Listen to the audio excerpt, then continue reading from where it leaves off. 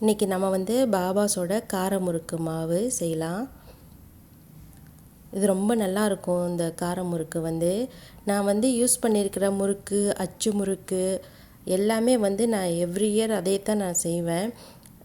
ரொம்ப நல்லாயிருக்கும். நான் சில பிராண்ட் சொல்லியிருக்கேன் பாருங்கள், அதெல்லாம் ரொம்ப நல்லாயிருக்கும். அச்சு முறுக்குக்கெலாம் ஈஸ்வர் யூஸ் பண்ணியிருந்தேன். அது ரொம்ப நல்லாயிருக்கும். அது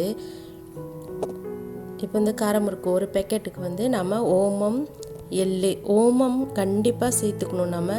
ஏன்னா தீபாவளி டைமில் நம்ம நிறையா கடலை மாவு, அரிசி மாவு இந்த மாதிரி சாப்பிட்றோம் பார்த்திங்களா, அது எல்லாத்துக்கும் டைஜஷனுக்கு ஓமம் ரொம்ப நல்லது. அதனால் ஓமம், எள்ளு, உங்களுக்கு ஜீரகம் பிடிக்குன்னா நீங்கள் ஜீரகம் கூட போட்டுக்கலாம். இதில் காரம் கொஞ்சம் ஓகேவாக தான் இருக்கும். உங்களுக்கு கொஞ்சம் ரொம்ப உரப்பு வேணும்னா லேசாக சில்லி ஃப்ளேக்ஸை ஆட் பண்ணிக்கலாம் நீங்கள். இது கூட நான் ஒரு ஸ்பூன் பிளாந்தா யூஸ் பண்ணியிருக்கேன். இதில் நல்லாயிருக்கும் பிளாந்தா போட்டாலும். முறுக்கும் சரி, அச்சு முறுக்கு எதுவாக இருந்தாலுமே இப்போ ஒரு 4 பேக்கெட் சொல்கிறீங்கன்னா 4 பேக்கெட் மாவையும் நம்ம ஒன்றா போட்டு பிணையக்கூடாது. ஒரு 2 பேக்கெட்டாக நீங்கள் போட்டு பிணைஞ்சிங்கன்னா ரொம்ப நல்லாயிருக்கும். நம்ம முறுக்கு கூட வெள்ளையாக வேணும்னாக்கா நார்மல் முறுக்கு செய்கிறப்ப 2 பேக்கெட்டாக போட்டு நீங்கள் பிணைஞ்சு செஞ்சிங்கன்னா அந்த கலர் ரொம்ப நல்லாயிருக்கும். பிளாந்தா சேர்த்ததுக்கப்புறம் எல்லா பக்கமும் மாவில் எல்லா பக்கமும் படுற மாதிரி எல்லாம் நல்லா கையை வச்சு நல்லா கிளறி விட்டுடலாம்.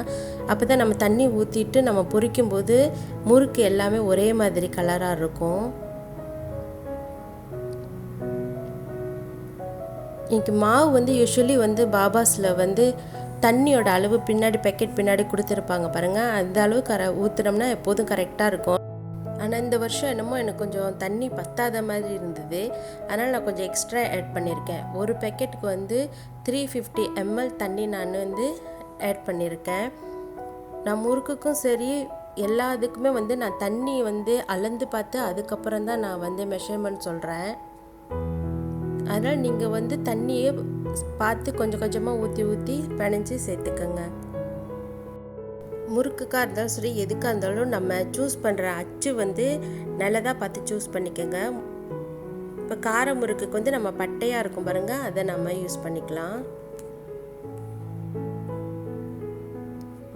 எண்ணெயை இப்போ பார்த்துருவோம். இது மாதிரி போட்டோன்னே மேலே வந்துடணும். அதுதான் கரெக்டான சூடு. பாருங்கள், நான் மாதிரி பட்டையாக இருக்கிற அச்சு எடுத்திருக்கேன் இன்றைக்கி.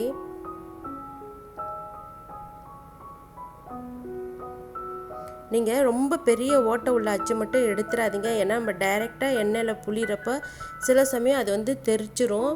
அதனால நீங்கள் அச்சு யூஸ் பண்ணுறத கொஞ்சம் கவனமாக பார்த்து சூஸ் பண்ணிக்கோங்க. அச்சு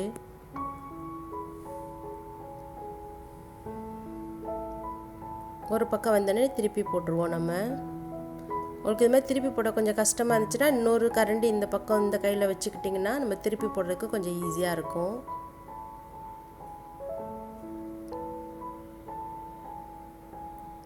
நீங்கள் இப்படி பெருசாக உங்களுக்கு புழிஞ்சு திருப்பி போட கஷ்டமாக இருக்குன்னா நம்ம சின்னதாக கூட புழிஞ்சிக்கலாம். பாதியாக கொஞ்சம் கொஞ்சமாக வெட்டி விட்ட மாதிரி நம்ம இப்போ புழிஞ்சிட்டு அது மாதிரி திருப்பி விட்டுக்கலாம். ஆனால் இந்த மாதிரினா நமக்கு கணக்காக தெரியும் பாருங்கள், எப்படி கரெக்டாக வந்திருக்கா இல்லையான்னு.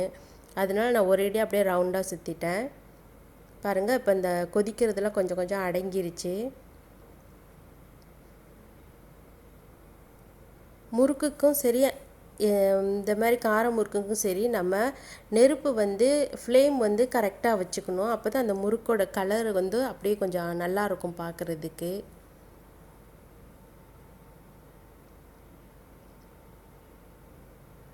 இப்போ எல்லாமே நல்லா அடங்கிருச்சு அந்த இதெல்லாம்.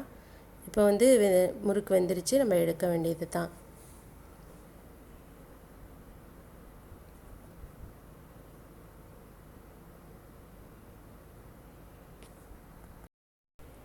கார முறுக்கு தயாராகிருச்சு. இந்த வருஷம் தீபாவளிக்கு இதையும் சேர்த்து செய்யுங்க. நன்றி, வணக்கம்.